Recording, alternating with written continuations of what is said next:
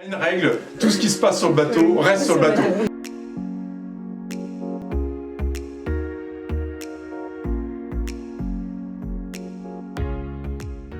Un peu fatigué, mais heureux d'être rentré.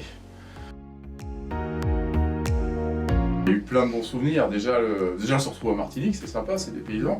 Même ça a duré qu'une demi-journée. Le départ aussi, parce qu'on est sous les tropiques, il fait chaud, dauphins qui nous ont accompagnés longtemps pendant une bonne heure au démarrage. Et puis des moments aussi de convivialité à quatre, où on a beaucoup échangé, beaucoup discuté, des moments de, on va dire, un peu de fraternité. Il y a eu plusieurs moments difficiles. Le premier jour ou le deuxième jour, pour s'acclimater un peu à la mer, et bon, j'ai pas eu trop de mal de mer, donc j'ai de la chance.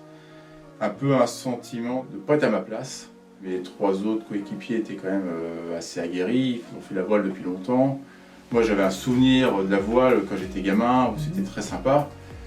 Là c'est plus le même sport, c'est un bateau de compétition, où manœuvrer les voiles, la technique est quand même assez compliquée. Et donc participer pleinement aux manœuvres c'était compliqué.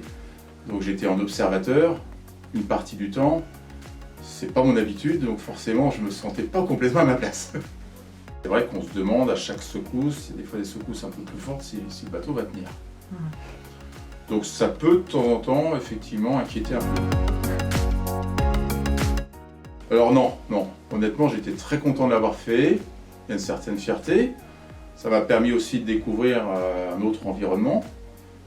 Mais je pense qu'aujourd'hui, je suis bien mieux dans mon aimant, dans la quincaillerie, avec vous, qu'au milieu de la mer dont je suis moins familier.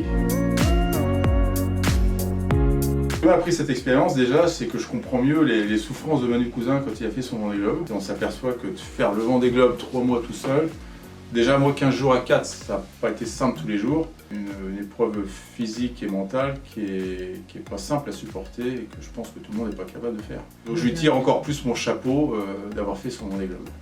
L'IMOCA, la course en IMOCA, c'est pas la photo de couverture de Paris Match, quoi.